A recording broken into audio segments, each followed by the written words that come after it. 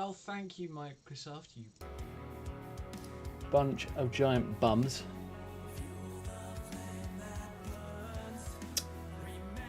Alright, start the streamer.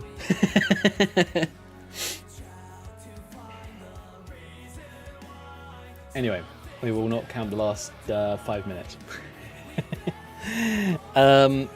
Yeah, as I was saying, I was watching a streamer who I've watched a few times in the past, actually, because I actually genuinely like him. He's a cool guy, and he's quite a long-term streamer by the name of Swifty. Lovely guy. He does a lot of World of Warcraft stuff, and he used to do IRL stuff as well. He mostly does that on his YouTube channel and that kind of stuff. And one of the things that he said is he doesn't like taking like too many days off in a row. He prefers to do like one day off, couple of streams, one day off, couple of streams, kind of thing.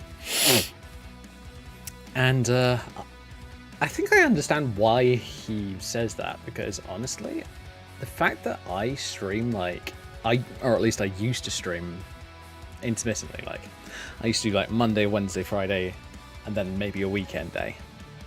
Now I do 5 days a week with 2 breaks, which was Sunday, just been. And I gotta admit, I might actually swap my day off this week, for those wondering. I'm thinking I'm not going to do Tuesday, I might do Thursday instead. So then I do Friday, Saturday. Well, I do Monday through Wednesday, and then I do Friday, Saturday. Because if I can do something of that cadence, hopefully, viewership stays fairly decent. That'd be great. But, it's just the way things are, unfortunately, at the moment. It's a really weird system when it comes to becoming a streamer. You do your damnedest to make sure that it's going to be interesting, but then you just... part of it's blind luck. I'm going to be honest.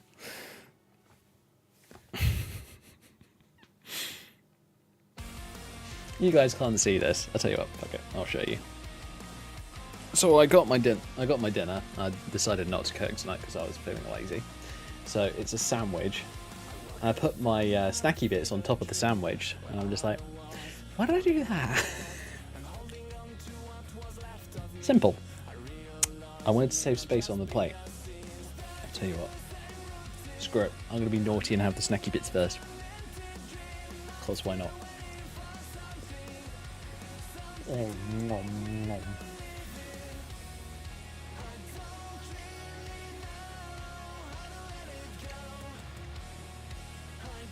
Those shortbread bites are so freaking good.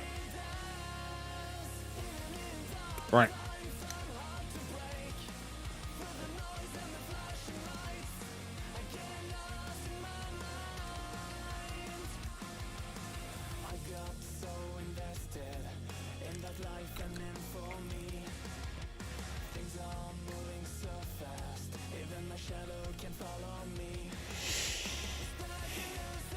Alright, you know what, I'm going to open up both Nexuses, both for Skyrim and for Oblivion. I've got them all in alphabetical order, even though this one's CurseForge. Let's do that. CurseForge at the beginning, then all the Nexus ones. I know, it's me being picky, tough shit. This is actually kind of cool.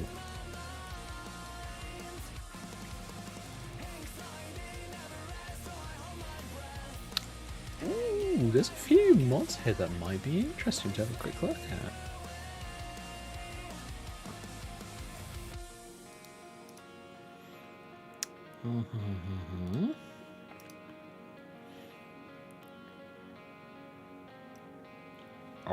Alternate high poly head, revised and standalone version of high poly head. Okay, that's kind of interesting. Oh, I wonder if it's just male. It looks like it. Oh, never mind.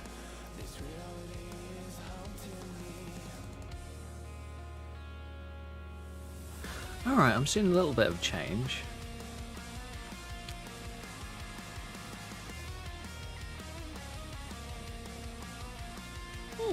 Okay. That'd be interesting to have a look at some point. Not gonna say that it will happen immediately, but I will have a look at it. Heralds of the Ultramarine Dominion, Falmor NPC overhaul. What? I gotta admit, this looks cool. Alright. Yep, give me just a second. I have a... Oh.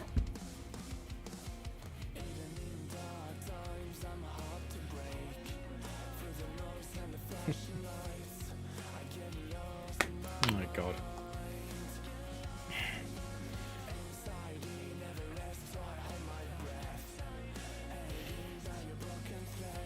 I just decided to move it off my desk just simply because most of the things on my desk are fairly solid. Like, about the only thing that's not particularly solid is my mouse mat. It's a bit spongy. Well, desk mat, but I believe I've shown it off before. It's a Sabaton one from Razer, which was fucking sick. I was just like, what? That's an awesome collab. But yeah. Okay, so replace it for Incarno. Captain Volmir. Alan Wen. Oh, I bet. I'm not... I don't mind the Ellen one. She looks pretty good. And Dolomar, I must admit, I look at some of these characters and I think, I've had a bit of a thing with the Falmor where I don't particularly care about them and I will just kill them on sight. So even with some of these named NPCs, I'm just like,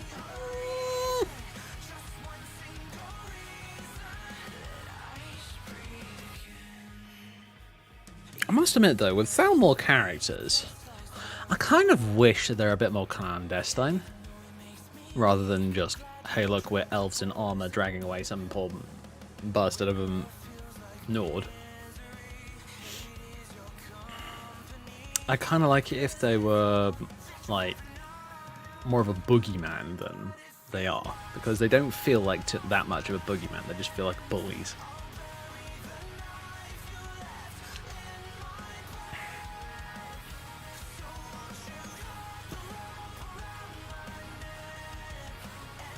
Oh, blimey. Oh, wrong roll.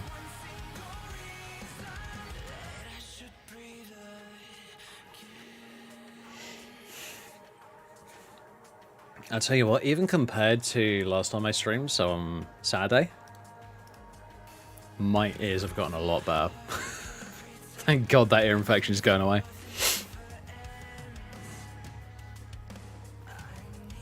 Because I will admit, it sucks. Although, today's like the first day out of like, oh, since last Tuesday, that I've been painkiller free entirely. Still doing the antibiotics because, you know, you kind of have to.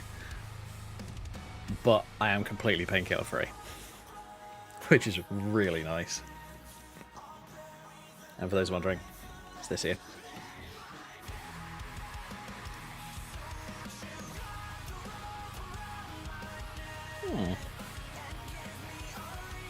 Kind of cute looking character.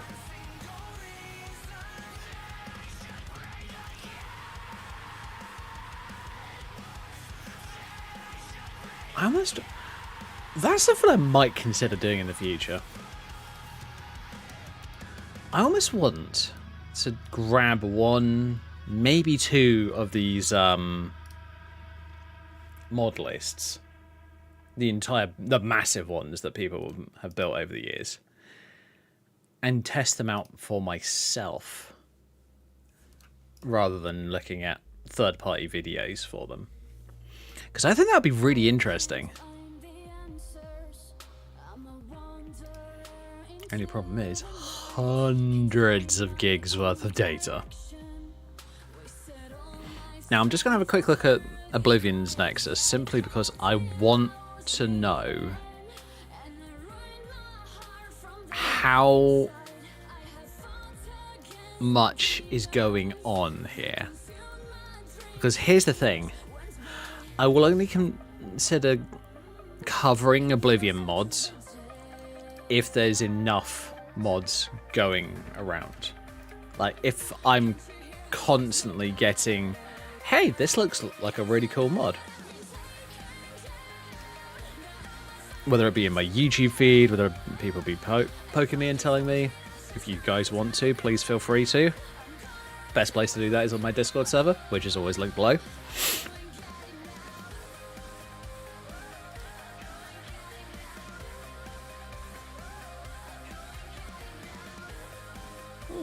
Yeah, I need to add that into my titles and stuff.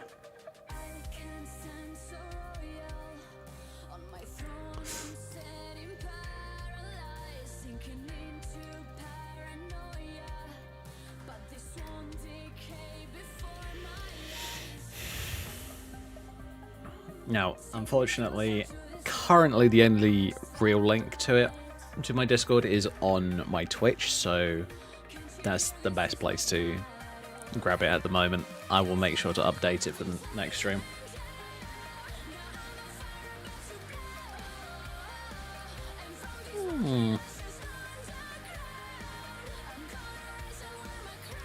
There are some new outfits coming in.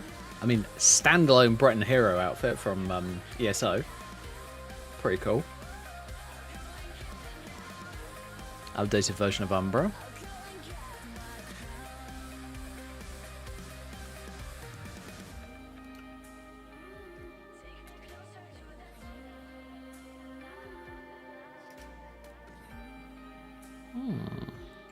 Oh, that's kind of cool. That might actually get me to use shields. Because personally, I've never been a massive fan of shields. I'm going to be brutally honest here.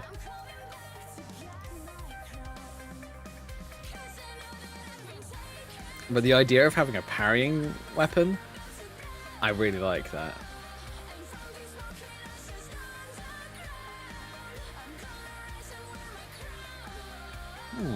Okay, cool.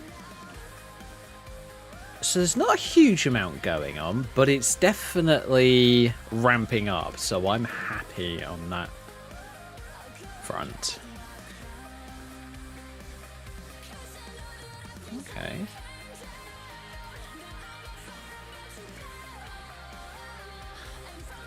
I mean, I downloaded a more vibrant colours mod because every time I've ever seen Oblivion in the past from other people's videos of it and just like lore videos and that a lot, the character outfits are super vibrant. They look beautiful. Ah, here it is. Clothing Resaturated. This is the one that I bought. Used. That's the one. Oh, sorry, my tongue is not working today. This is an outfit that I've always loved. And it actually looks good now. Come on! Why couldn't they have been this way from the start? I'm sorry, but the dulled and muted tones of everything in modern games is ugly. It really is. It's just flat out ugly. I hate it.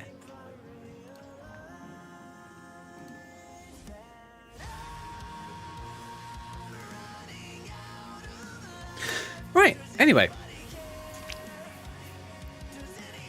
There's a huge amount in the way of mods that I want to have a look at tonight. So, my apologies to anybody who wanted me to do like mod reviews. If you want me to do mod reviews, show me the mods.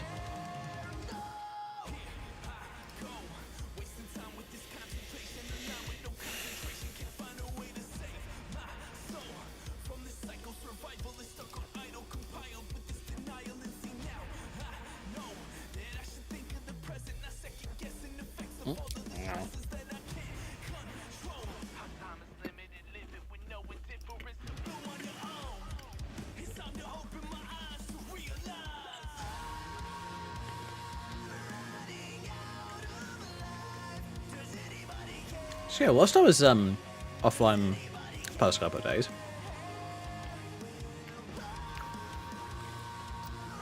I started working on a new character. Because here's the thing. I want a new character this time. I really do. Now I know I've got tons of characters showing here. I get that. But of all of them, I don't play most of them. Aside from Valendra, which is this one. I play her a little bit at the moment, but I am wanting to do the main storyline on her, so I'll be getting on with that at some point soon. But before we get into that, I have a problem. And that problem is I tried making a necklace for a new character. Actually, I've even got a picture of it up on Twitter for those interested. It'll be my latest post on Twitter. As I say, I refuse to call it X. Oh yeah, and a modified version of the of my vampire party dress, which is redone. I'm going to. I do need to do a bit more to it to make it maybe a little bit less risque, because that is transparent. Yes, that is true.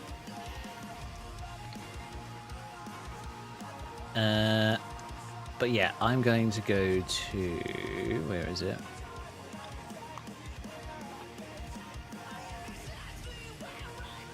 Cassie, where are you?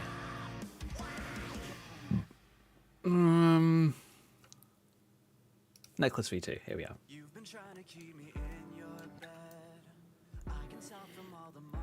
So I was trying to make this. And now that I've actually got it working, it looks nice. I'm happy with it.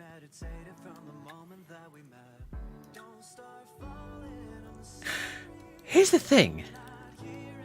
I literally built this on the bones of an old character, of an old necklace. So this is the one that I'm wanting to use for this new character. And if I go back to this one, this is the other one designed for Cassie, who is my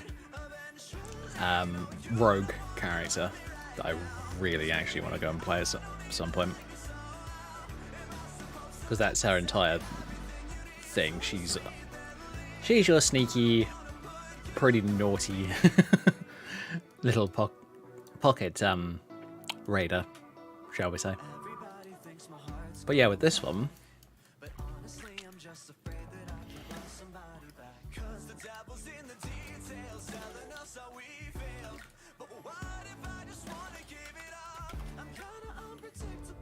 I'm going to rename it to Sulthari's Necklace.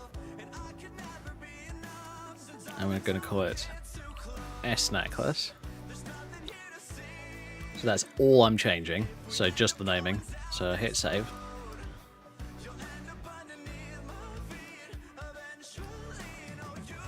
There you go. So I got that all saved and ready to go.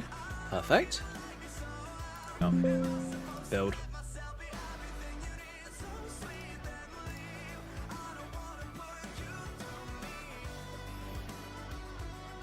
It's funny actually, I've been using my speakers a lot more because, you know, my ears were not working properly and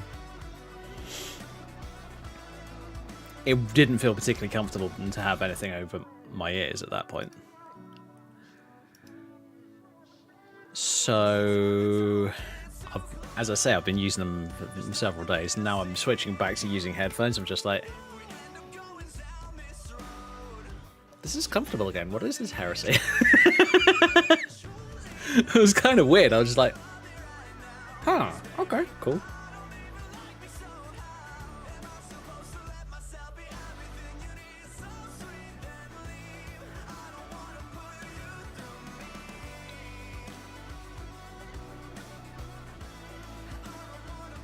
Alright, if I can find it. There it is. There it is. It actually looks kind of weird like this because... Actually, let me just do a quick build, make sure that we've got a copy of it.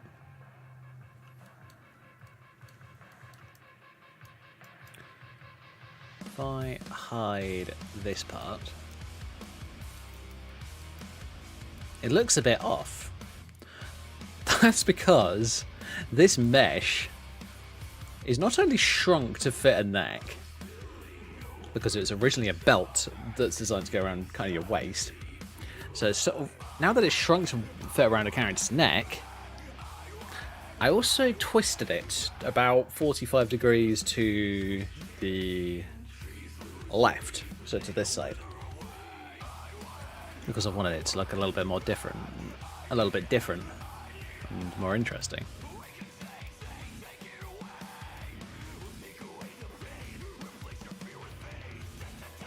Oh yeah. The most annoying thing is this little guy. He's not showing up at all, so I'm going to get rid of it. In my life.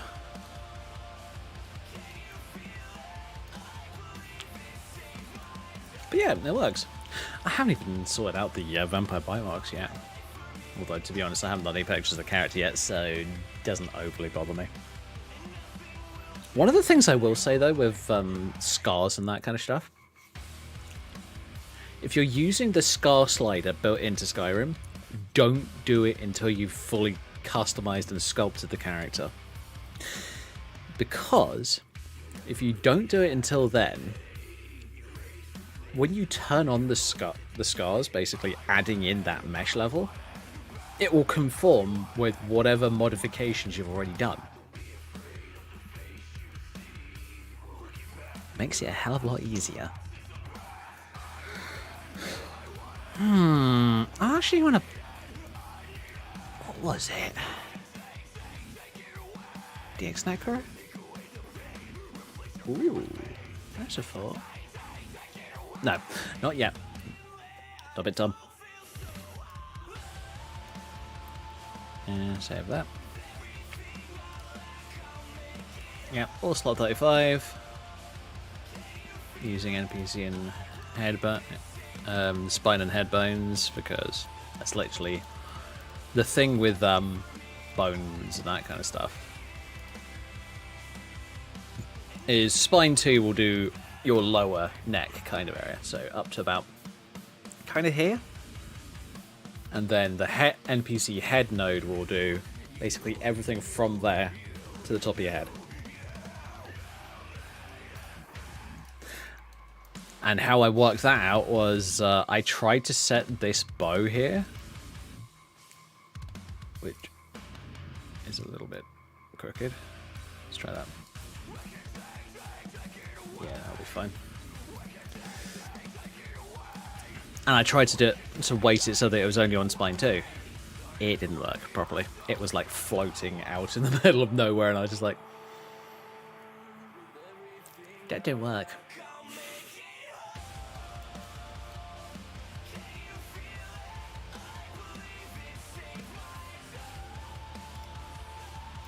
Alright, cool. Make sure we've got that saved. We good. Load something else up. There we go. So it's going to be armor, ghost attire, SE, snecklace.nif. Cool. So now what we do is we close that. Instead of trying something else, I'm going to do what I've done in the past. Because I think this will just work better. I'm going to load up my ghost attire mod, which is what I use for... If I want to make a mashup, and I want it to come up in-game without overwriting something, I use this mod. This mod is literally entirely designed for that. I'd be willing to bet that most people who do mashups do it this way around. unless they are modelers who are just like, you know what, I don't really care about X vanilla outfit or Y modded outfit. I'm going to overwrite it that way. That does work as well, but I wouldn't suggest it just because it's more of a pain in the ass when you come to like reinstall things. Because then you're just like, oh shit, where's my mashup that I made?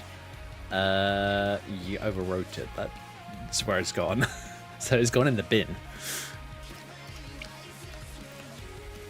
Alright, so what we want to do now is I'm going to scroll down until I find Cassie's necklace. There it is. Right click, copy. And we're going to change its hills to Sulfurite. So copy that. I copy all of this just simply because it's quicker when you're doing all the extra addings and all that shit. Now we go and find, where is it? Cassie dress, pixie dress, blah blah blah blah. There it is. The necklace. Copy his new record. Put that in. Delay afterwards. At least that's the way that I do it. You'll notice that all of my new... Whoops.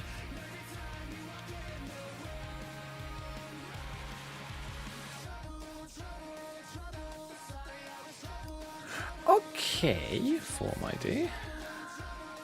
Ah, there it is. So this is the one that we want. So, according to the way that I set it up in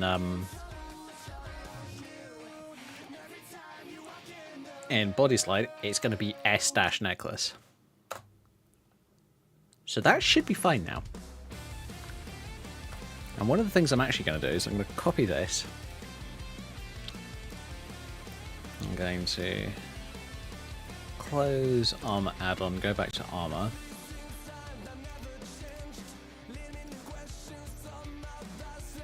And the world object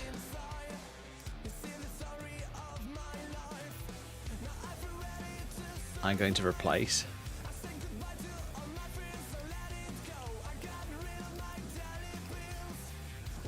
female world object, model file name.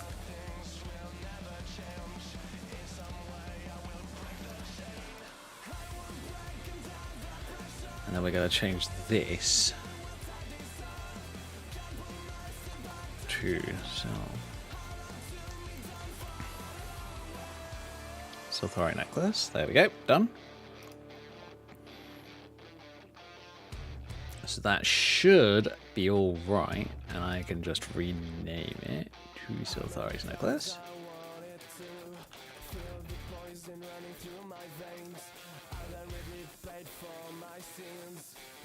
Do that. Done saving. Great.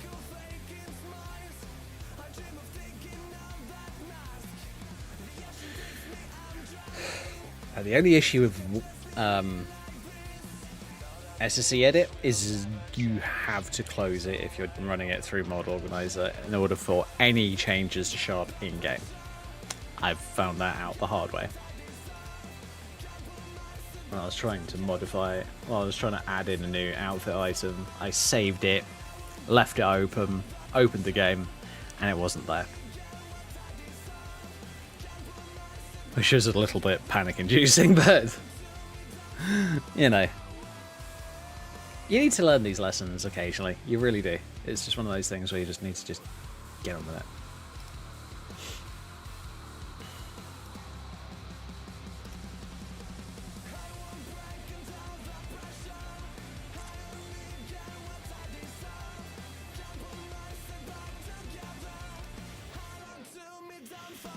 All right.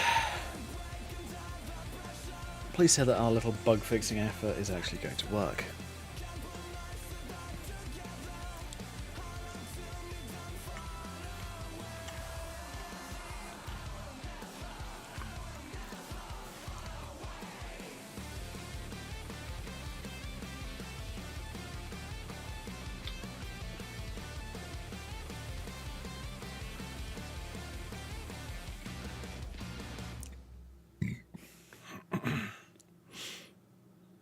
Ooh, wait a minute. I just want to double check something. It did. I am so sorry, guys.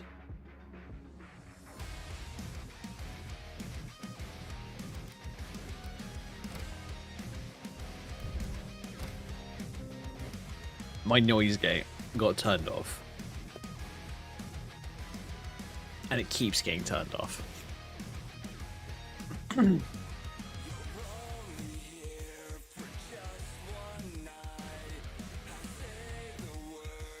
So goddamn irritating.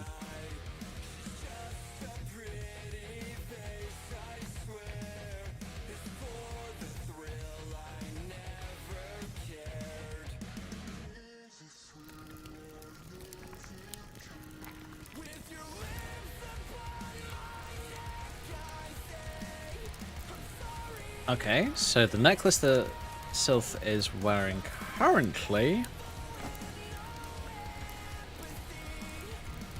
is the Cassie one. Good.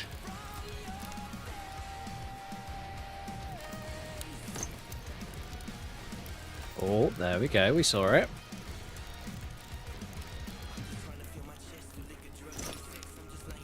Yay! It works now! Oh, thank God for that.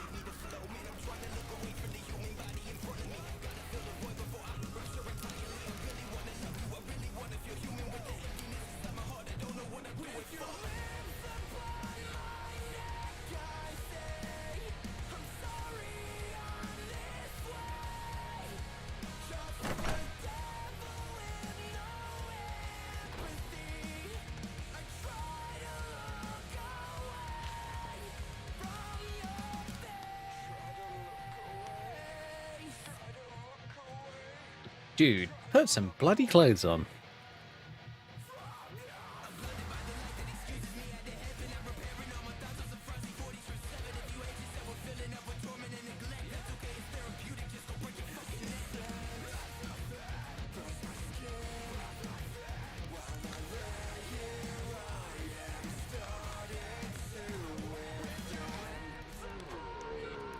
Alright, the bug fixing is actually all done now. I don't actually need to worry about it.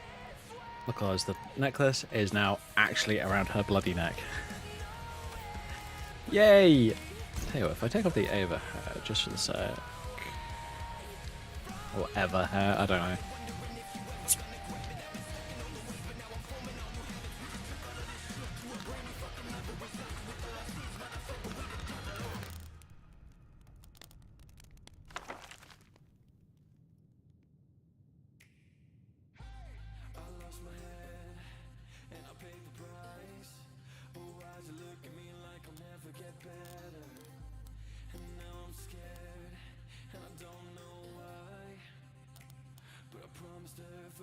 Unless the iron one.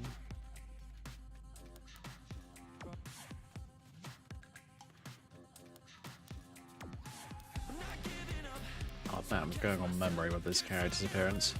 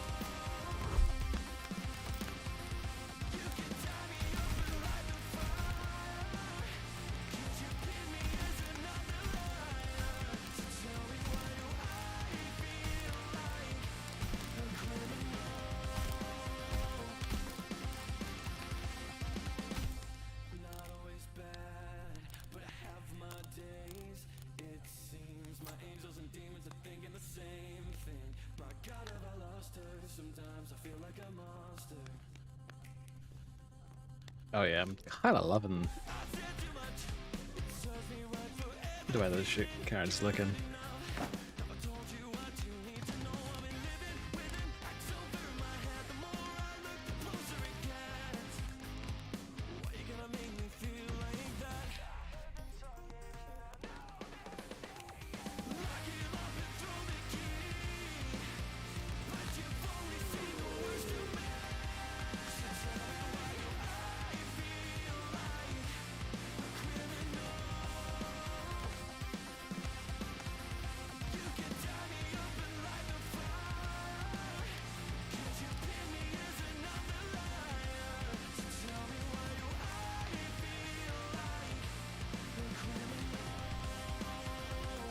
Right, okay.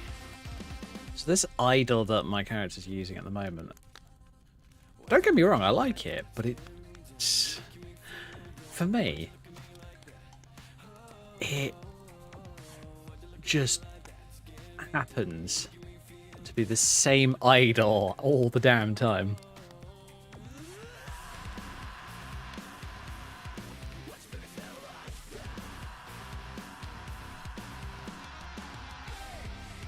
Tell you what, if I do user mode and disable idle 2.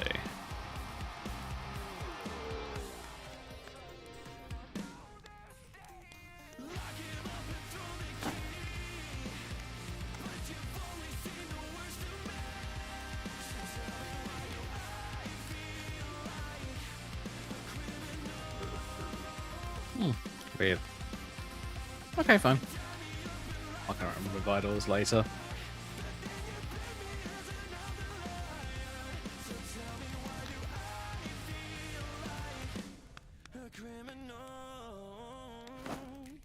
I tell you what, one of the reasons I don't use this shawl-like items and very often, so like this dress, this red bit that's around my character's arms,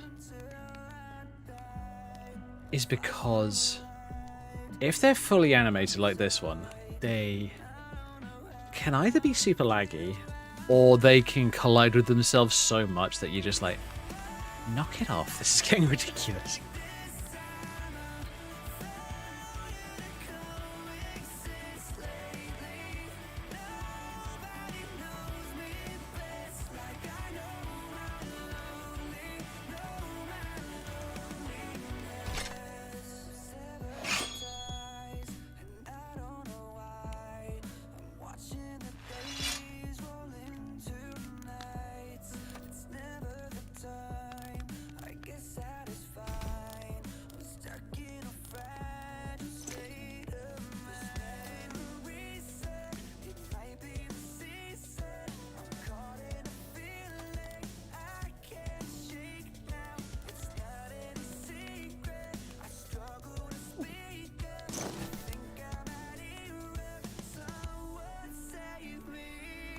Oh, what did that take off?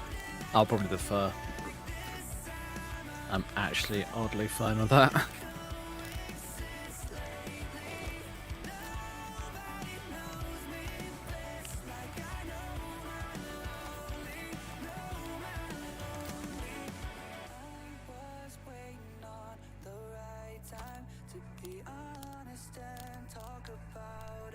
I kind of love this shawl. It looks really good.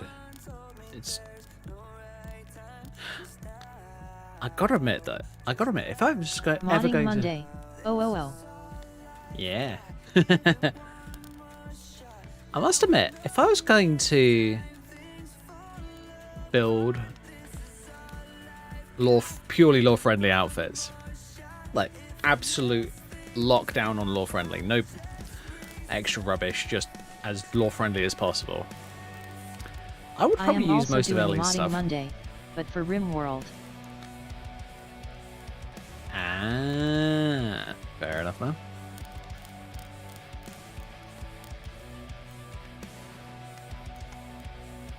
Let's try Raps 2. That is if you know what RimWorld is. I know of it. I haven't really played it. I haven't played it myself.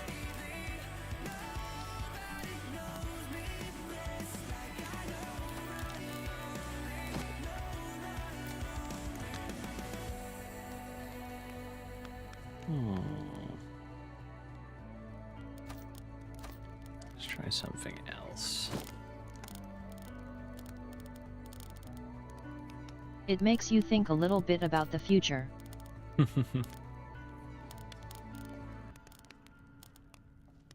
A colony sim. Yeah, I think I've seen some other people playing it, yeah. It never really interested me. I'm not a massive fan of colony sims personally. I've looked at them a couple of times in the past and I'm just like, rather not.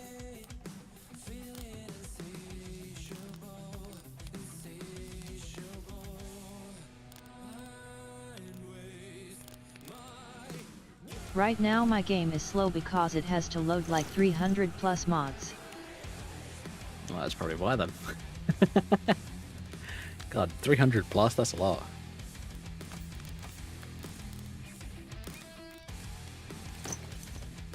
I mean, I'm used to running the absolutely absurd ones. Because, you know, it's me. I like the absurd amounts of mods. Tell you what, that was weird earlier today, thinking somewhat along the same lines. I loaded up my PC because it ran, what was it, the 24H2 update last night?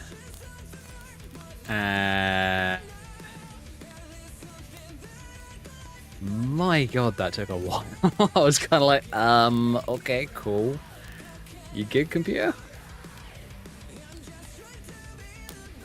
Kind of, but most mods are usually KB in storage, and some of the bigger mods are only a few MB, like the most is maybe 100 MB, but usually 10 MBs or less. Oh, right, okay. Fair enough.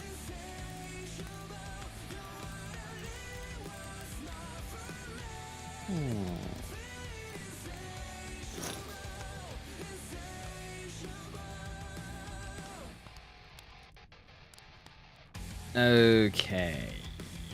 I have a feeling I'd have to build this in. The big one I have right now is a Star Wars overhaul that adds the Force. Nice. I must admit, I listen to people who say, oh, I put a Star Wars mod in my game, and I'm just like, not you two.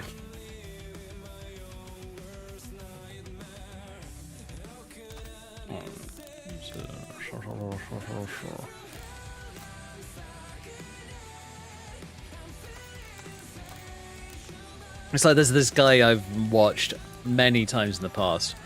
Don't get me wrong, I have nothing against him. He does a fantastic job with his channel. But it is entirely Star Wars or Star Wars related content. And Don't I'm just worry, like, it's not Force Awakens or after. oh, better not be.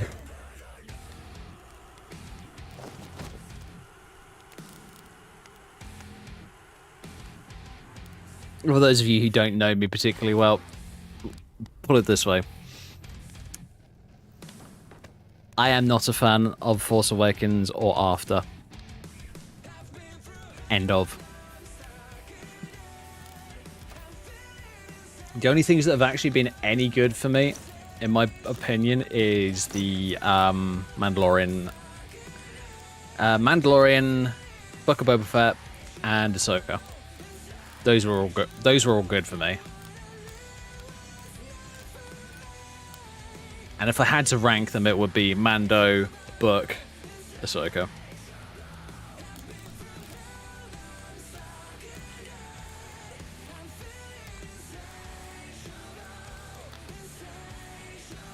No way, you are a Palpatine meaning you shoot lightning. LOL, which makes no sense. I know, right? Really gets to that point where you're just like, when did they start pulling bullshit out of their ass?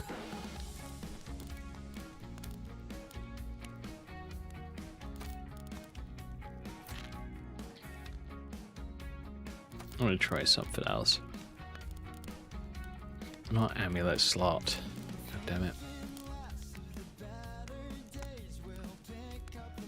Away for a shot, possibly.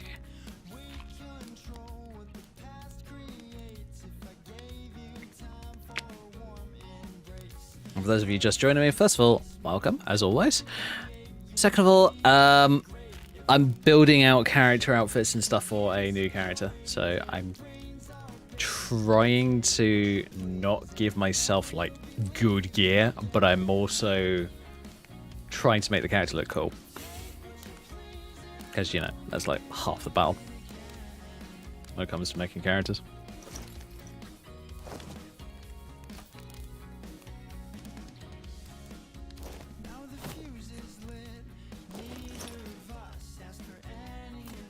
That's not bad. Poor Palpatine studied the dark side for like 10 plus years to finally learn lightning, and Ray just shoots it out of nowhere with no dark side training.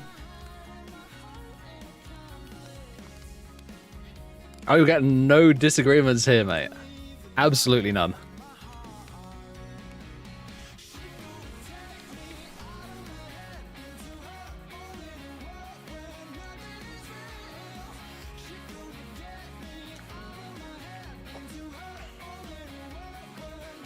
I'm actually trying to remember where some of...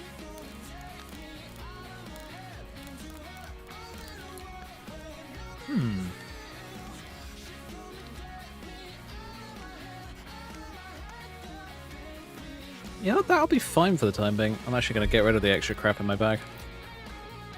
Something I do actually do fairly consistently.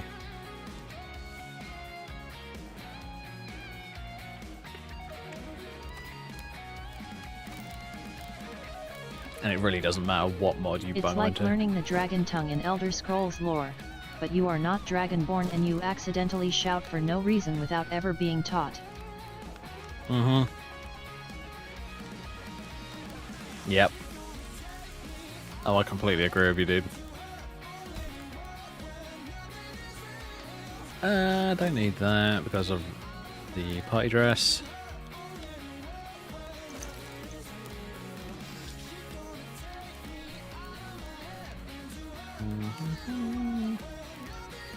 I don't actually have a lot to get rid of. That's kind of surprising.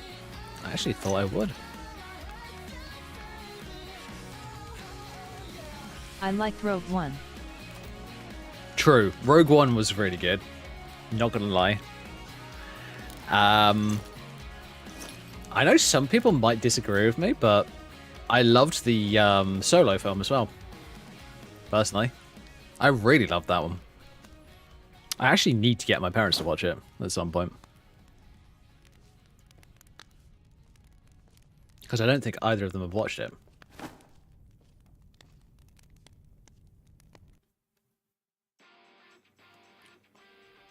I think Rogue One was the best movie film made by Disney for Star Wars. Yeah.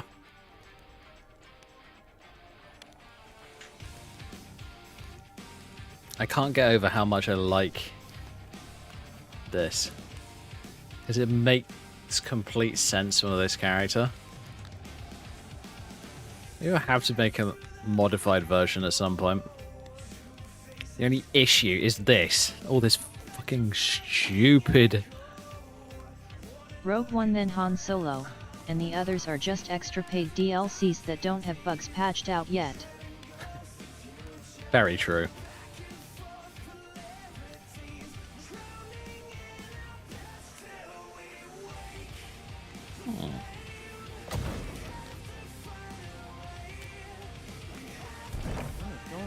And they are not Bethesda, so the bugs do not just work. Ain't that the truth? Oh my god.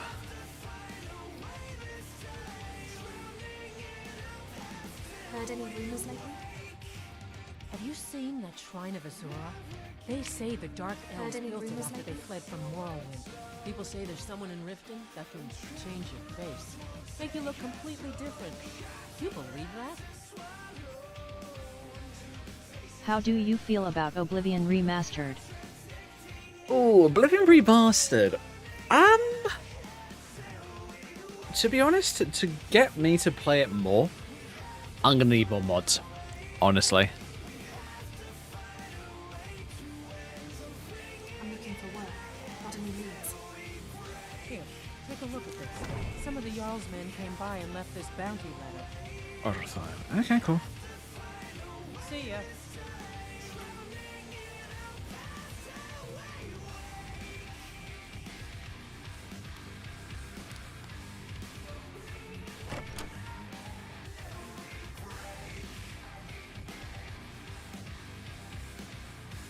I know some of the mods from the old Oblivion are being transferred to the new remastered version.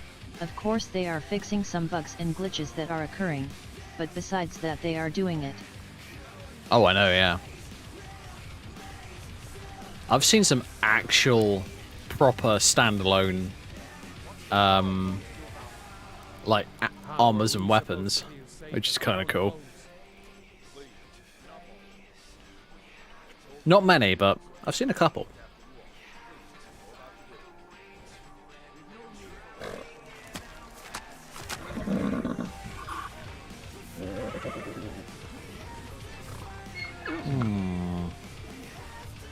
I'm just trying to figure out ways to make this work better.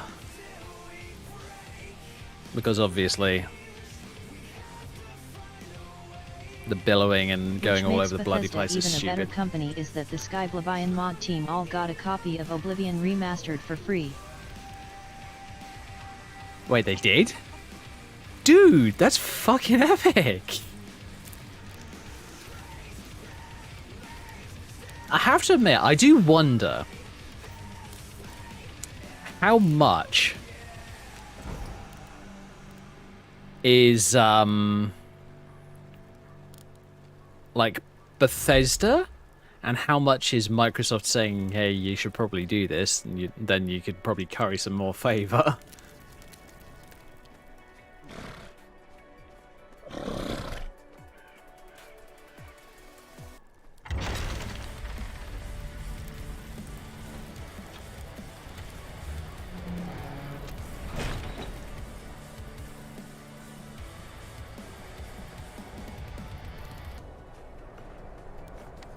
I think a lot of it was Bethesda, because Todd loves the modding community. That is true, yeah.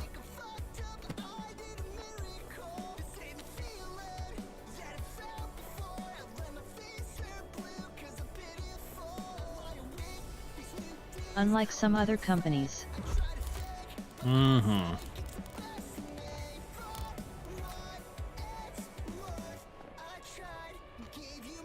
I must admit, one of the companies that I've... Blizzard. Oh, I know, that new Blizzard thing with that absolutely appalling idea of a one-button rotation, which, bearing in mind, they had in the early game, you could literally do like cast sequence macros. But they removed it, and then they decided, you know what, we're going to bring it back and make it our own version. I'm just like... Are you trying to get this game to the point where it can be played on a fucking tablet?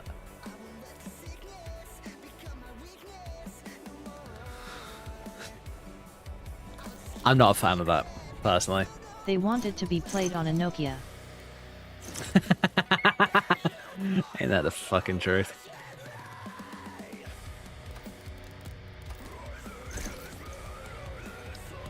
Oh. Oh, that's unfortunate. Fine, I'll use this one.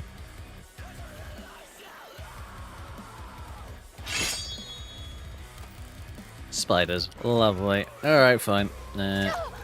Frostbite. Vampire Train.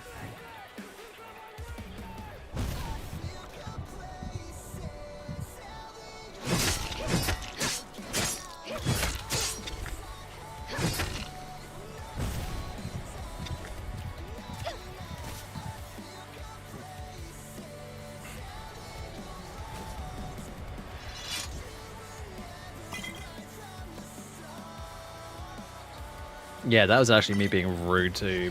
Skyblivion team also said they are still working on Skyblivion mod and to send no hate or anything to Bethesda, because Bethesda is still letting them make the mod, which most game companies would usually stop the mod team, but not Bethesda. Very true.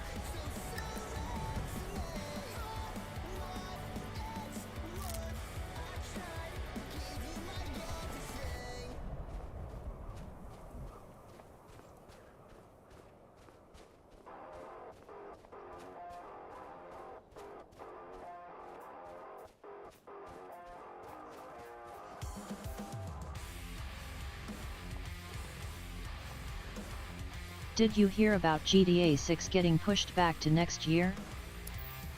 I did not, but I'm not overly surprised, honestly.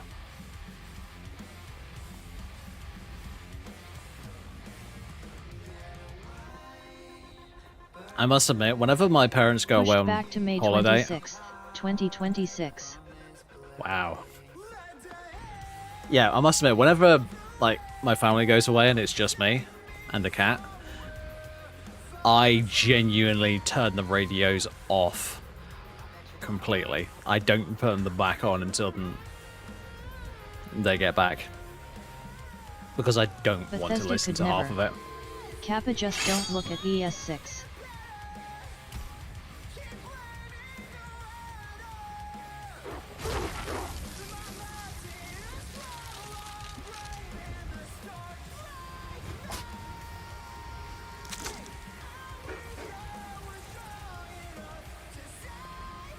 Honestly, it does make me wonder, will ES6 come out first or will GTA 6?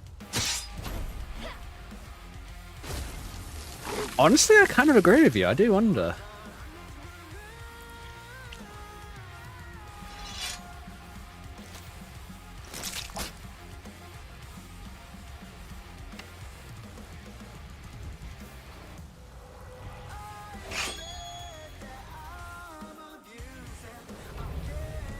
I haven't had my sandwich yet. Whoops.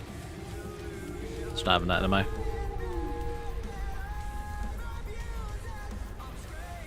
Imagine like tomorrow or so Bethesda is like, oh yeah, Elder Scrolls 6 is being released this fall. Imagine them doing the same thing as they did with Oblivion Remastered. Like, we don't hear anything for like the next, say, 2 months. And then they're just like, hey, Shadow Drop.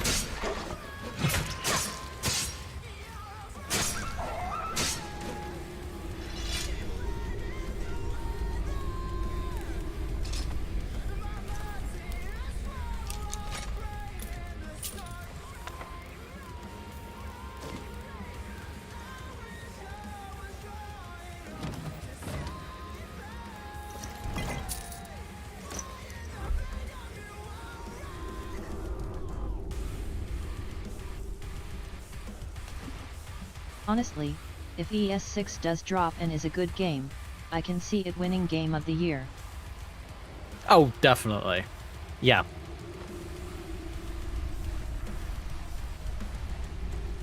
That is without a shadow of a doubt. In my personal opinion.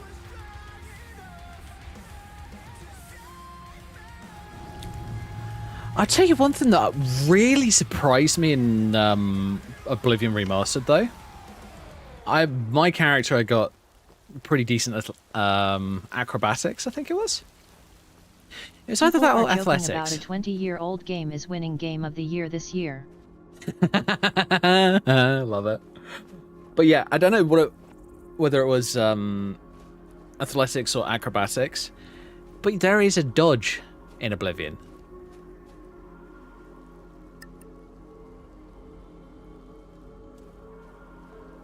It's just a multi-key combo, which I was kind of surprised at. I was like, okay, this is really cool.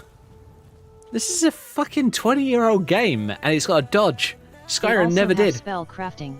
I hope ES6 brings that back. Asterisk.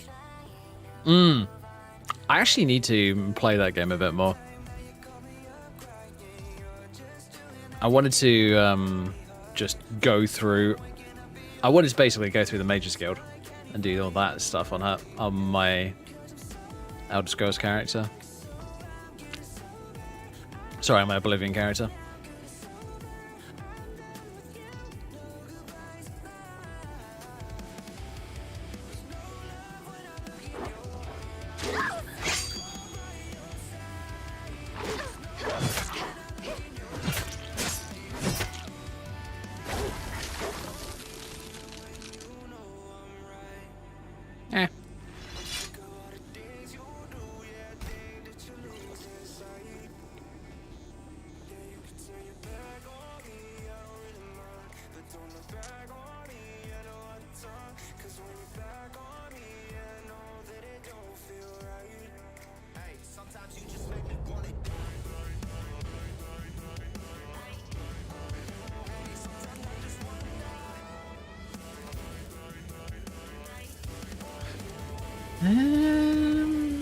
Oh yeah, Re-Zombie, let's put that on 4 because that might come in useful.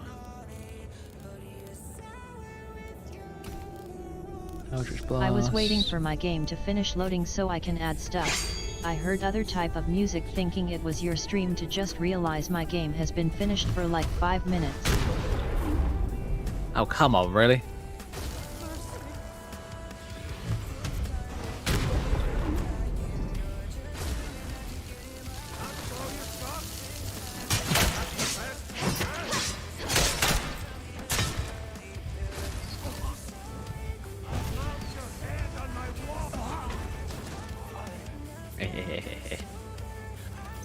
What you got? Ooh, nice.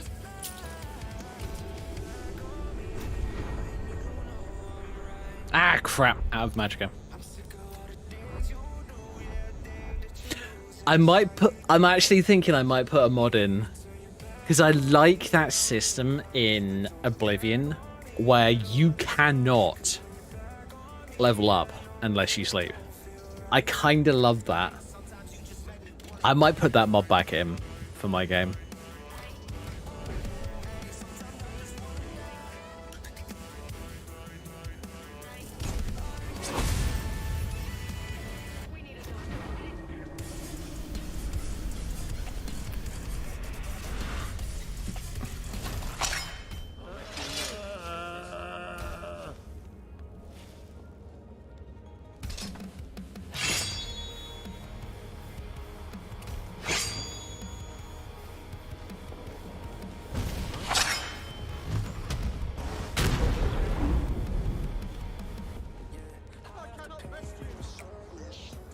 Lol. Undead, go and beat the crap out of him, please.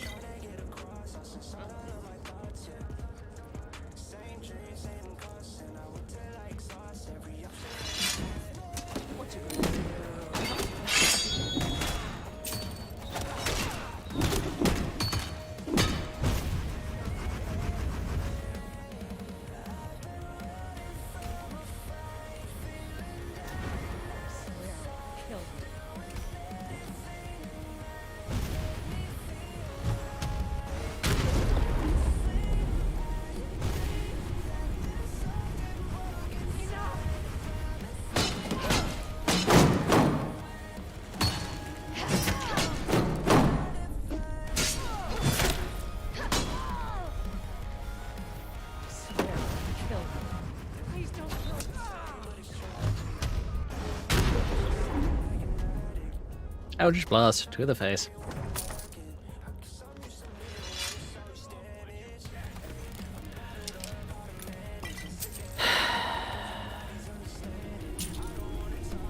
I heard that, Bandit. Come here.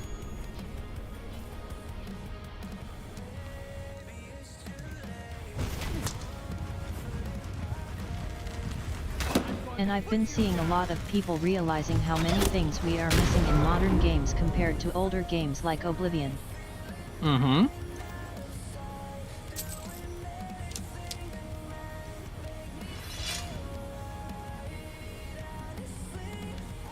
I might actually... I might actually put that mod back in at Like some point. set schedules. Set schedules? I'm unfamiliar. I might... I need to play a lot more Oblivion, actually.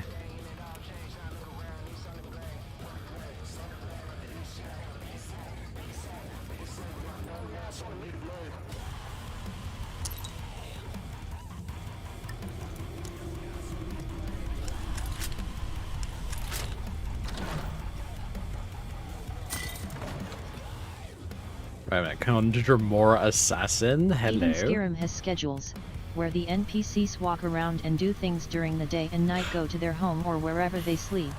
Yeah, I get you. I get you.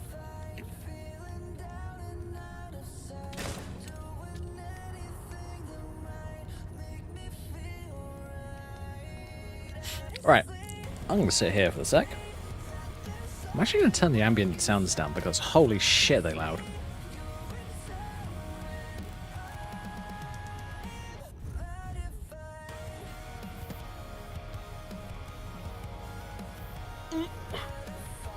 I got myself a sandwich early because I was just like, you know what? I have very little time before stream. fuck it.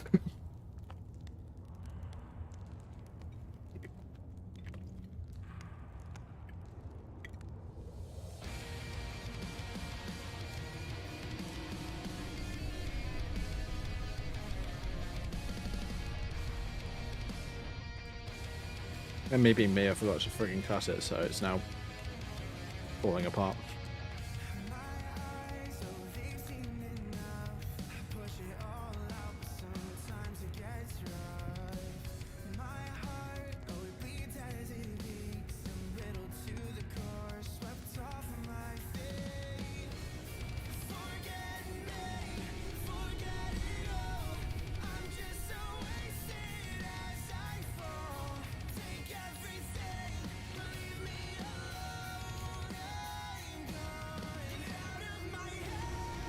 Do you hope ES6 is like remastered Oblivion to the aspect of using UE5 graphics, and combining it with their own game engine?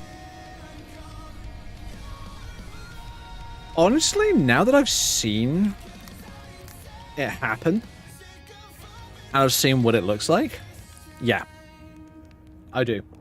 I do hope that they do that, personally.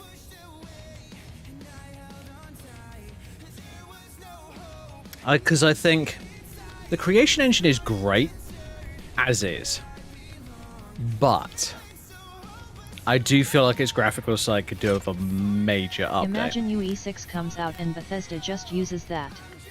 LOL. I think we're a long time away from a UE6, but yeah.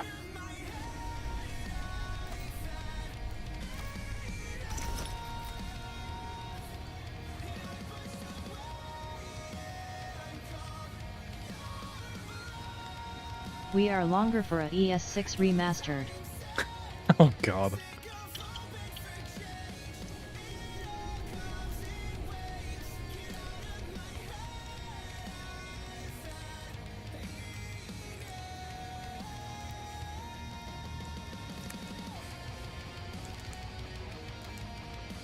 Then again, if it is anything like Skyrim, we honestly might get it before UE6. True. Very true.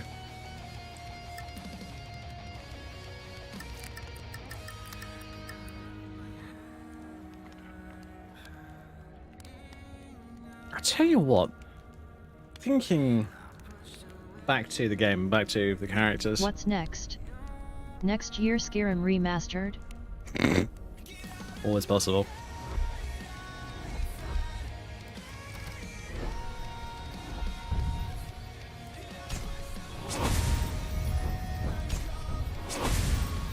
Oh, that was a wasted spell. Oh well. Reset it at some point soon.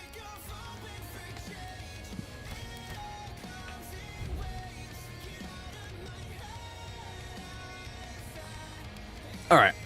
So yeah, what I'm doing with this character. I'll go into my downloads quickly. Do you hope for Skyrim perk tree, or similar to Oblivion perk tree? I'm not sure, honestly. In some ways, I kind of like Skyrim's perk tree, but I also understand why they did Oblivion in the way that they did. I must admit, I like Oblivion's way of doing things because it feels a bit more D&D. And I gotta admit, I'm very much on that side. At least these days. Although, to be honest, both work for their own...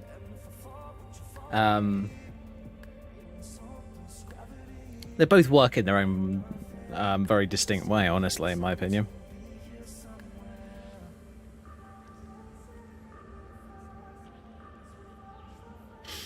Right, anyway. When it comes to the character that I've just been playing, she is based on this AI portrait that I created using originally Copilot, then I used ChatGPT to help me modify it and get it into a way that I was happy with it. So the idea with this character is She basically died at one point. Looks like a vampire hybrid with elf. Kind of, yes.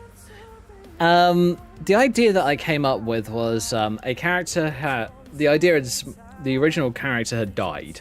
Just flat out completely dead due to... if I remember correctly, the way that I set it up is a very powerful spell went very wrong. And basically, instead of, like... It flat out killed her, definitely, but it also ripped her soul entirely from her body. She used the wish spell. It's possible. But yeah, the idea is her soul got ripped completely from her body. So she spent a short period of time, well, I say short, bearing in mind elves. If you use the proper, like,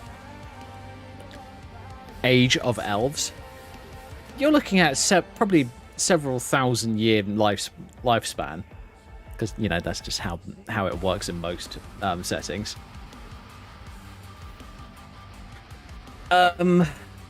So I kind of set it up so that she spent like a decade or two wandering as a ghost, knowing the fact that if she spent any longer than that, she'd basically start to lose herself. Like, she wouldn't remember who she was, she wouldn't remember her family, she wouldn't remember anything. She'd basically end up becoming mindless, like kind of like the ghosts that you find in Skyrim and other properties, because they just seem to want to attack everything whenever the fuck they feel like it, at least in games. So I thought, okay, how can I make this work, bearing in mind Skyrim's mechanics? Skyrim's mechanics do not account for the player being a ghost. So I thought, well, if that's not going to work, if that won't work, what if I merged her with another character? Well, another elf, in this case. So I thought, okay, that could work. But what if, even though she's a ghost, she was interested in this person, didn't know that they were a vampire, merged with the vampire, and now she's got this overarching, I'm not sure whether my actions are my own. Kind of like, almost like the Dark Urge from Baldur's Gate.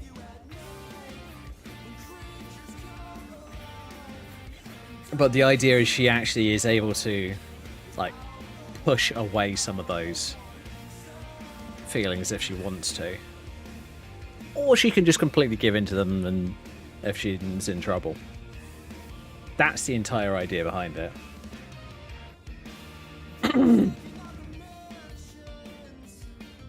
I mean, I think it'd be really fun to play a character. That's interesting. I think it'd be really fun to play a character like that in either Baldur's Gate, D&D, or even in a game set around that kind of character.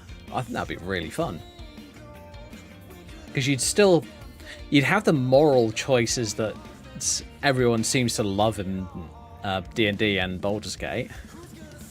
But in this case, it's something different to the Dark Urge. It's not the same. But yeah, this is the entire idea behind the character. And I really want that robe, honestly. So I need to design it for myself. In real life? What, the robe? And the robe in real life?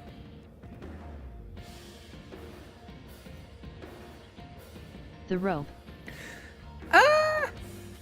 Not sure if I'd want it in real life, but I do want to build it for my character. I mean, don't get me wrong, it looks nice. The outfit looks really good on her. But I'm not sure.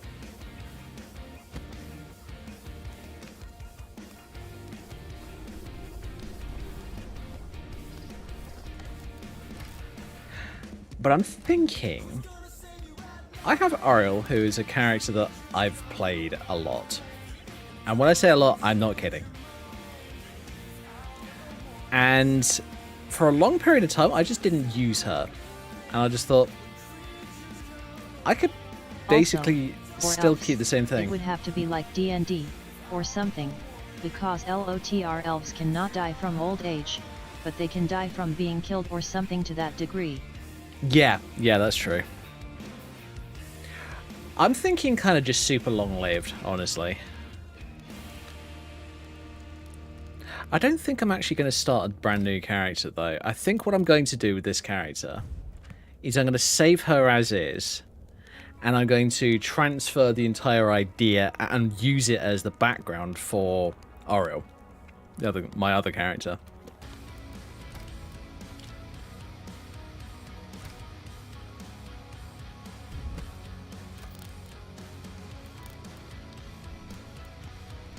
So, party dress, Authority's necklace... Then again, I'm not sure about ES lore for elves. They might just live for a long time but die from old age eventually. I know that high elves do. I know that high elves live for about 1,000 years. For Elder Scrolls. That's one of the reasons why they think that they're superior.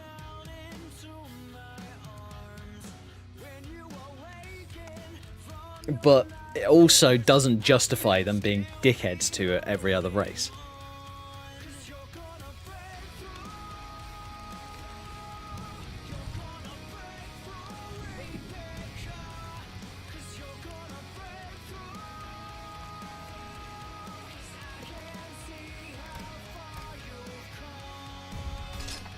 Ah, shit.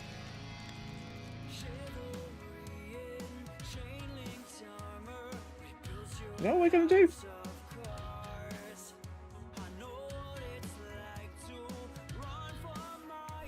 We're gonna watch one of the old Elder Scrolls lore videos.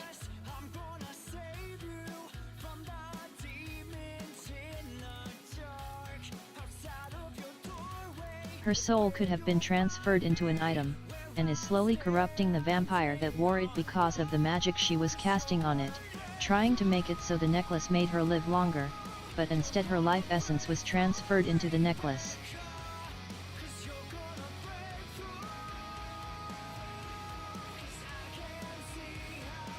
Alright guys, what do you think? Fudge Muppet, complete guide to the Ultima, or do we go race, what was that other one?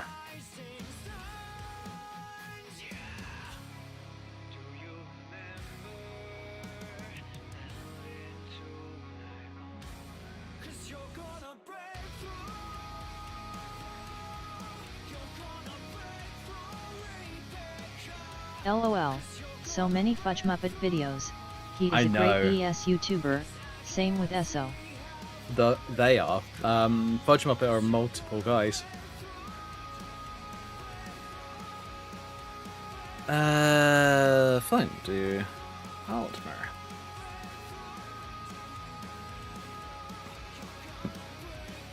Shoddycast, here we go. We're doing Shoddycast simply because Shoddycast is best. It's been a long time since I watched this video. Alright guys and girls, so on our theme for tonight, working with a high elf character, we're going to be watching High Elves of the Somerset Isle, Chapter 17 of the Elder Scrolls Lore from Shoddycast. Tamriel, Dawn's beauty in the language of the... Let's go right back to the beginning. Tamriel, Dawn's beauty in the language of the Altmer, or Tazukan in the Dragon's Tongue, is the continent upon which all the Elder Scrolls games take place. Home to many diverse races, and even more conflicts, Tamriel has been host to many adventures. You've experienced Tamriel in your own way, but want to learn more about its story. Well, to get to the heart of the story, you have to go back to the beginning.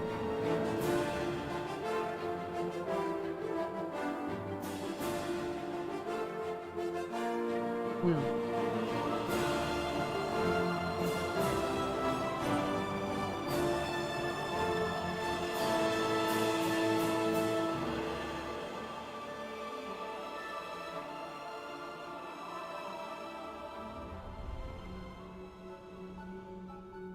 The land called Somerset is the birthplace of civilization and magic as we know it in Tamriel. Located off the coast of the mainland, the Somerset Isles were made famous by the High Elves whose story reaches back to the dawn of time. Simply put, they were the first farmers, the first scholars, the first mages, the first artists. The Crystal Tower stands proudly in the Somerset Isles as one of the largest monuments on Nirn. It was not built in the honor of kings or emperors, rather it was built in honor of the early Altmer ancestors who worked and bled so that Tamriel may know a future as rich as it is today. Thanks to their contributions, the citizens of Tamriel speak a common tongue and know the art of putting quill to parchment. It is safe to say that Tamriel as we know it today would be a lesser place if it weren't for the Altmer. The young race of men call them High Elves because these elves think themselves better than the other mortal races. They're right. They are better. They drink the finest wines, wear the finest clothes, and surround themselves with riches and treasures unimaginable. But for an Altmer, it's not enough. A glass of wine, no matter how savory, or an enchanted blade, no matter how deadly, is never deemed worthy of their standards. In understanding why this is, we will get to know the Altmer as a people. A High Elf can live for over 1,000 years, and during all that time he strives for perfection. A long lifespan ensures that the Altmer aren't amongst the best in Tamriel. They are the best at nearly everything they do. In order to illustrate this, one only needs to look at their culture that stands as a shining example to the lesser races. Historians, both men and mer, agree that High Elven culture is the most civilized in all the world. Intelligence is the most prized characteristic a High Elf can possess. While the inexperienced races of men and beast give leadership roles to the best killers amongst them, the leaders of the High Elven society are scholars and thinkers. These race of intellectuals have unlocked the very secrets of Nirn through their study of the arcane. They believe that everything that occupies Nirn is magic, right down to the plants growing in the ground. This practice has given birth to the study of alchemy. As highborn, elder blood courses through their veins, and as a consequence, no mortal race matches their raw magical ability. The Bretons may have built for themselves a reputation on Tamriel as talented mystics, but a studied High Elf makes any mage look like a conjurer of cheap tricks. Their divine-given advantages don't stop there. The Altmer are amongst the tallest humanoids residing in Very nice Gandalf reference there, must admit. Tamriel. Golden skin, slender frames, and sharp features proves that these elves are what they say they are, the purest example of the ancient elves that left Aldmeris all those millennia ago. Altmer themselves are formal, which can make them seem cold and even pompous. While humans will focus more on individual appearance, elves value the stature and presence of an individual far more. High elves have a very high regard for proper order and uniformed styles. The races of men usually don't take the time to try and understand Aldmeri society, and because of this lack of understanding, they jump to conclusions that often result in false prejudice. From the outside looking in, it is easy to dismiss the High Elves as arrogant. All it takes is one interaction with one member of their race, and a person can develop an early bias that they will carry with them for all time. To best illustrate this, we will look to a story of a first-era human ambassador who had the rare privilege of visiting the Somerset Isles. Eric of Geis, a human ambassador for the Second Empire, spoke about how he could not understand the elven pursuit for perfection. They surround themselves with riches and treasures, the works of great artists, and the finest of everything. But they have no real appreciation for these things. What Eric of Geis wouldn't or couldn't understand is the fact that while he might look at a work of art and say it is perfect, A high elf who has practiced his craft for over 1,000 years can see imperfections and brushstrokes far beyond what a short-lived man could ever hope to detect. Is this arrogance, or is it simply the advantage a long-lived race has over the childish race of men, whose feelings are too easily hurt? The Aldmer, the precursor to all Tamrielic elves, began their story in the lost land of Aldmeris, in an age shrouded in the mist of time.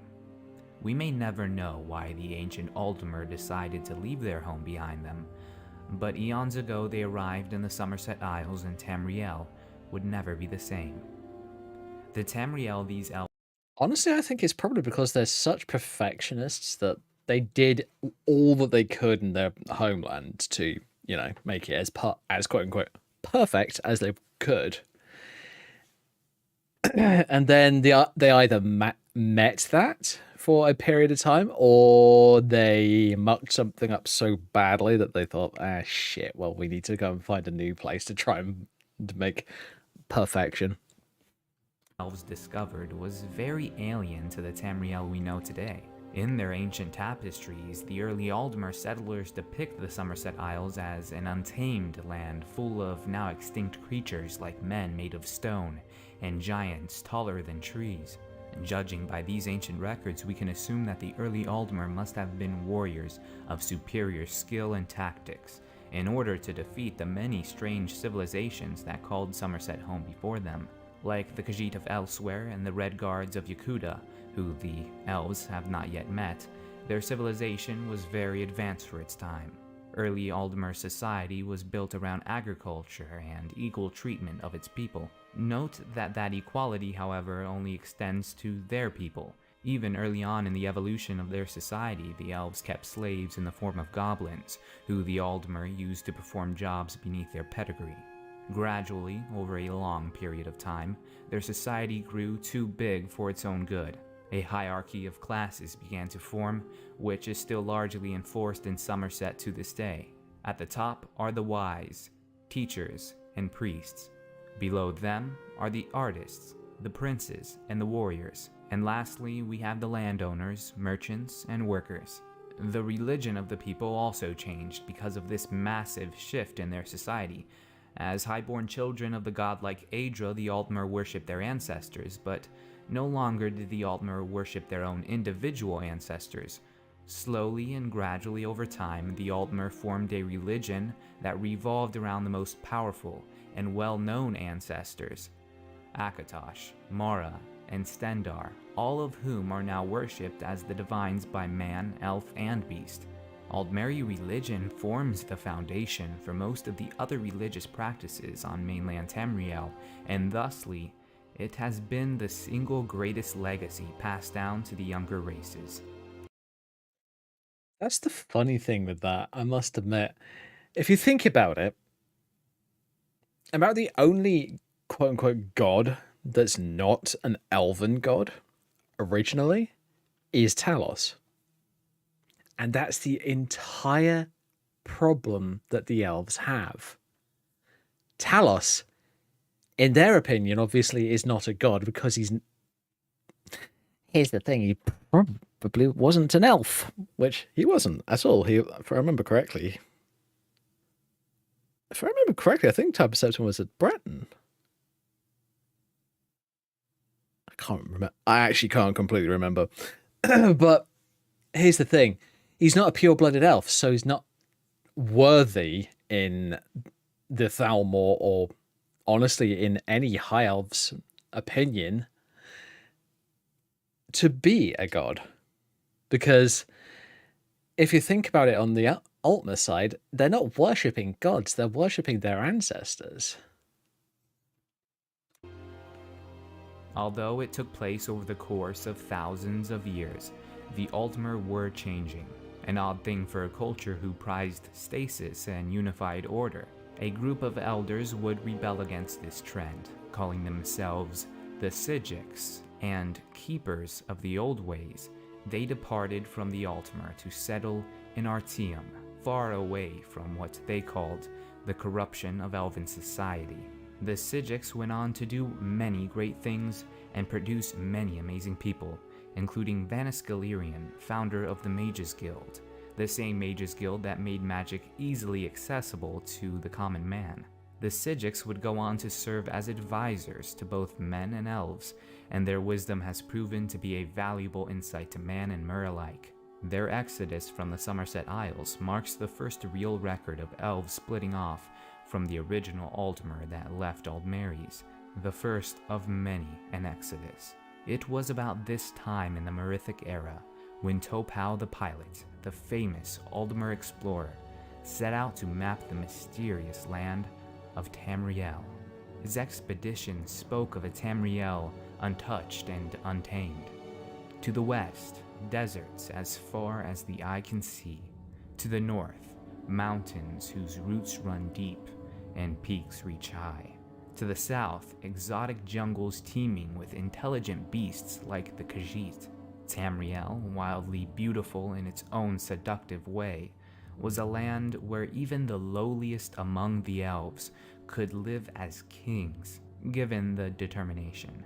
With talks of this exciting new world on everyone's lips, many elves left Somerset to make a new life outside of the rigid Aldmer hierarchy. God. Some migrated to Valen.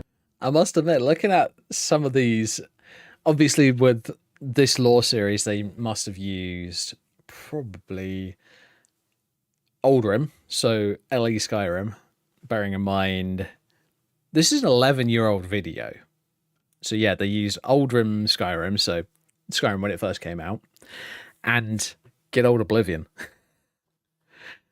I'm not sure if they would probably use any Morrowind unless they could get some pretty hefty mods to update it, but you know, I've been proven wrong in the past. And became the Bosmer, and others to Morrowind, and became the Dunmer, and yet others settled in Skyrim, High Rock, and Cyrodiil. Each new branch... Actually, they became the Chimer, then they became the Dunmer? Yeah, alright, fine, I'm being a nerd. Shit, fine, I'll shut up. Opening a new chapter to Elven history, each with their own cultures, societies, and even religions. The Altmer of Lost Aldmeris took Tamriel by storm, and the elves who elected to remain in Somerset became the Altmer, a slight deviation from the original name, Aldmer. An age would come and go, and the elves of Tamriel grew more and more defined by the lands they occupied. The Bosmer of Valenwood, now much shorter and agile, ushered in the first era of recorded history with their first Cameron dynasty. As the first era passed them by, it seemed the problems of mainland Tamriel were little more than amusing stories to the long-lived elves in Somerset.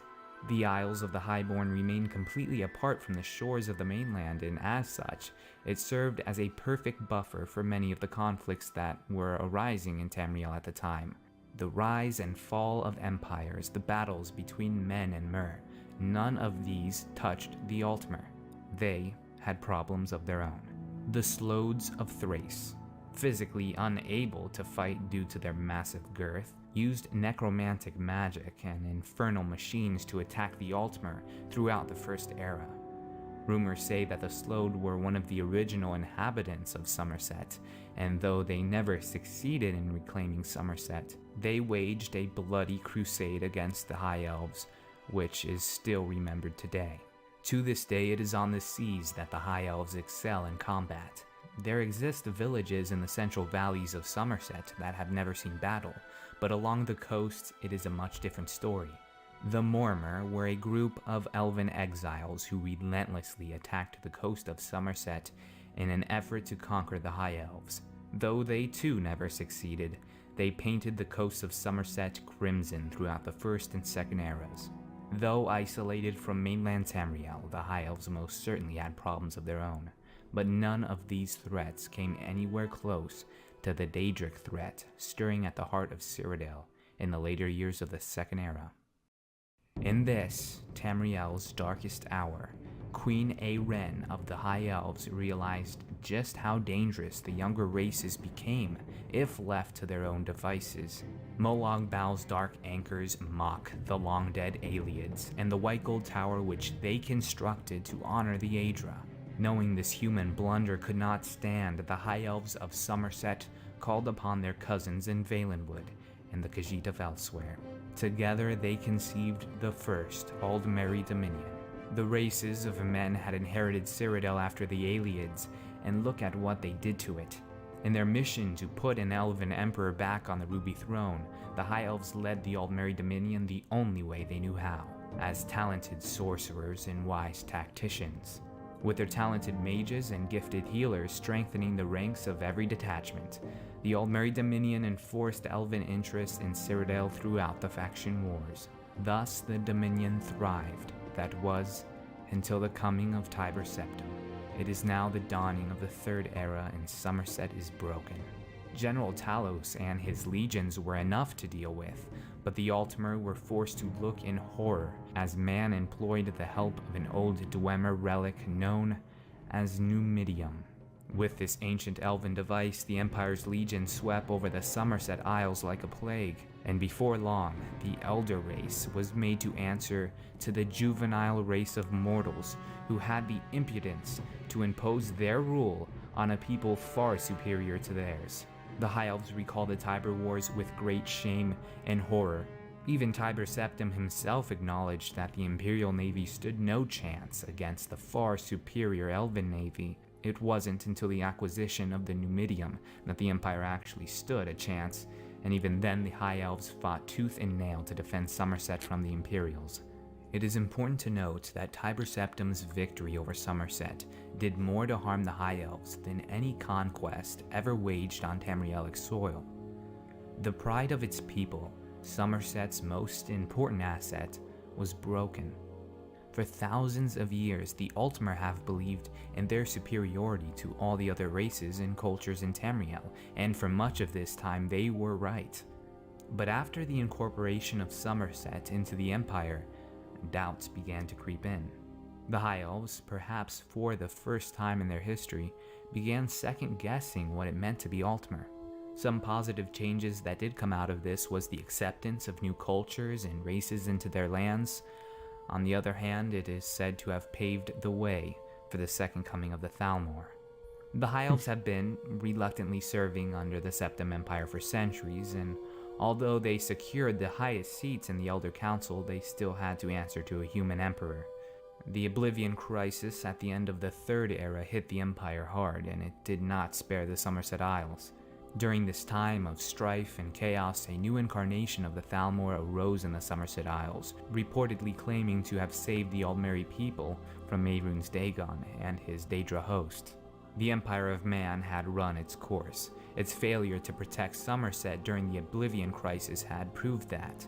In the Fourth Era, year 22, the Thalmor seized control of Somerset and renamed the land after the early reign of the King of Aelinor. The Somerset Isles were restored as an independent nation, rising phoenix-like from the ashes of depravity brought on by its former human masters. Soon, the Bosmer joined them, and later the Khajiit. The Aldmeri. I'll admit that does not overly surprise me. Hey, look, let's take advantage of this really shitty thing that's happening and say that we're the good guys.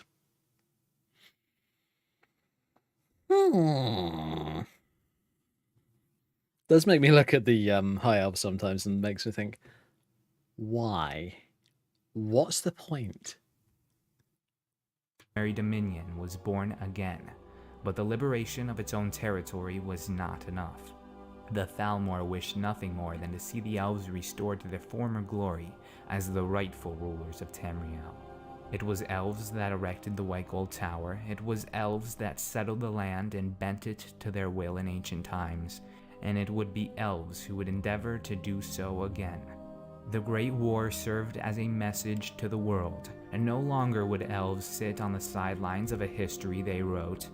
As the Dominion forces closed in on the White Gold Tower after 4 years of bloody war, Titus Mede was forced to sign the White Gold Concordat. No longer would the warmonger Tiber Septim be worshipped as a god. The Aedra belonged to the Aldmer, and they would rather die than see man be honored as a deity. With the Imperials forced to accept these terms, the Thalmor sowed their own seeds of doubt into the minds of every man. much like man had done to them centuries prior. The effect this legislation had on the Greater Empire would be just as catastrophic as Numidium was on the Altmer centuries ago. Hammerfell rebelled and seceded from the Empire. Skyrim broke out into civil war, rendering it a liability to an empire already crumbling from within. The mortal races and their seemingly endless struggle for dominance over Tamriel has left the land soaked in blood, with much more blood yet to be spilled. Must admit, it kind of surprises me that the Bretons didn't secede from the Empire, but no idea. Maybe they just decided, you know what, we're just going to cooperate because we can't be bothered to deal with all this shit. It would not surprise me. And here we stand, at the crossroads of history. Man versus elf, Admora versus Altmeris, Lorcan versus Trenimac, Daedra versus Aedra. Think on this. In essence, they are all the same battle. Order versus chaos. Stasis versus change. The Aedra may have created Tamriel and make up its fabric, but the chaotic law of the Daedra rules here. We have visited with guilds that worship this chaos, such as the Dark Brotherhood, whose roots run deep in Black Marsh. The Argonians, the bizarre reptilian race whom were raided for centuries by the Dark Elves of Morrowind, who in turn supplanted the technologically advanced Dwemer whose inventions are marveled at even today. Then we turned our eyes to the north, to the throat of the world itself, where the Nords carved out a life for themselves at the expense of the Snow Elves. Skyrim, a land where mighty dragons once roamed free, and whose legacy now serves as the sigil for the Imperial Empire, who broke the chains of old alien masters. Next, we journeyed to High Rock and Hammerfell, lands divided by more than just race. Then to Valenwood, whose sacred wildlife lies untouched by the industries of man and elf, and elsewhere, whose people are as diverse as the personalities they personify. And finally, the Somerset Isles, where many claim the story of Tamriel truly began. We've explored all 9 provinces, and the many citizens that call it home, and yet, there are many stories still untold. To say we've only scratched the surface would be a bit of an understatement. On November 8th, a new page will be turned as the Elder Scrolls Lore series enters its 2nd season. We will turn our gaze to those events and people that have radically shaped Tamriel for better or for worse. At this time, I'd like to thank everyone for watching and for your guys' amazing support of this series. Each time you tune into an episode of Elder Scrolls Lore, you help keep this story going. Every time you guys like or share these videos with friends, it ensures that we get to come back another week and continue to immerse ourselves in Tamriel's incredibly rich lore and deep backstory. Kyle and I want to give a special shout out to anyone who has donated over the course of this series, whether it be time or money. Over the past 8 months, we've been able to buy equipment upgrades for the show that otherwise would not have been possible. If you're feeling up to it, I highly recommend going back and watching the first installment of this series just to see how far we've come. Lastly, we would like to thank Skyrim's incredible modding community, both on the Nexus as well as Steam Workshop. We'll no doubt be utilizing these mods even more come Season 2. Now, because... Jeez Louise. Steam Workshop as well. Alright. That was a really good video, as always, by the Shoddy Cast. They always do fantastic work, I must admit. I don't know whether they still upload. Actually, make it easy on myself, might as well find out. Oh, they did until about 7 months ago. Okay. Yeah, because Austin was one of the guys who'd I think he'd worked for them at one point and then ended up taking over. But after that, it looks like it looks like about 7 months ago he stopped posting, which is unfortunate, but unfortunately that's kind of just how it works sometimes. You get some of these amazing channels that last for ages and ages and ages. And then they just disappear from the face of the earth, and you're just like, where the hell did they go? Alright, guys and girls, chat now has a link to that video that we just watched. If you haven't watched it before and you want to watch it without any interruptions, feel free to go ahead. Alright, let's get back to these character ideas.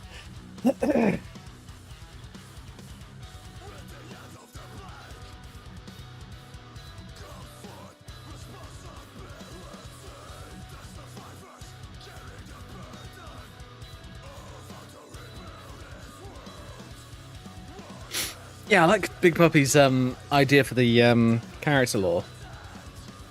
So, for those who didn't see it in chat, what Big Puppy said is her soul could have been transferred into an item, and it's slowly corrupting the vampire that wore it because of the magic she was casting on it. It's trying to make it so the necklace made her live longer, but instead her life essence was transferred into the necklace. It's a possibility, yeah. If I believe it's all still on Copilot, so I'll... Oh yeah, and of course Copilot's a cool piece of kit, but it can be annoying and do very stupid shit. But yeah, the appearance hasn't changed a whole lot, actually. I was kind of surprised. So this is one of the earlier ones. This one was designed to be a lot more vampiric. This jewel on her chest right here just got bigger and bigger and bigger and bigger and bigger, and I was just like, don't really like that. So I shrank it quite a lot.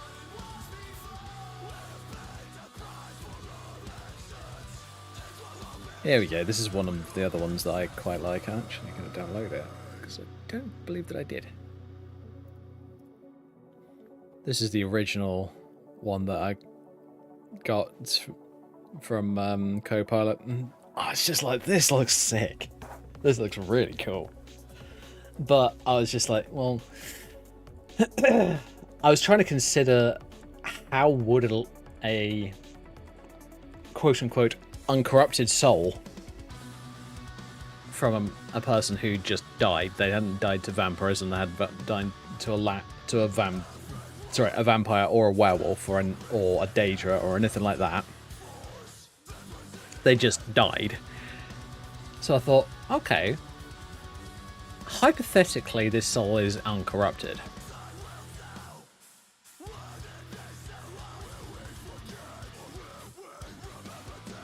So what would happen if an uncorrupted soul merged with a vampire body? So that's where the latest versions of her came from. So this version.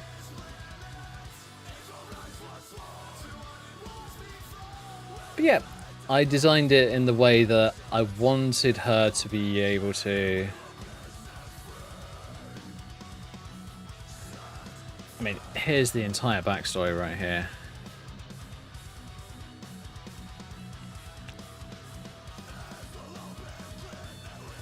Actually, I need to make sure that this is the right version, because I think there's been like 3.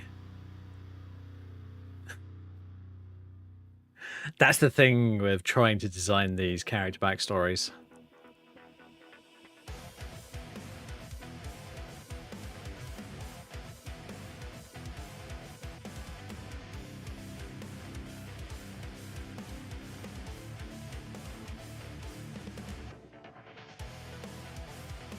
But I also didn't really want to make it sound like it was like a malicious thing to do. It was basically some, well, it technically is a malicious thing to do, but it's just she did it entirely out of desperation. She was just like, if I don't do this soon, I'm going to start losing memories and basically losing myself. So I thought, yeah, she'd probably choose someone who is relatively powerful, relatively nearby, and relatively willing. And here's the thing. Any vampire that's being even semi-vampiric is at least a little bit power hungry. So the thought I came up with was, well, what if she just decided, you know what? Well, what if the vampire, the female vampire whose body this is supposed to be, thought, I know the risks here, but I could make myself so much more powerful by basically allowing this lost soul to bind with me. And that's kind of where the entire idea came from. I was just like, yeah, this kind of works. I really love it.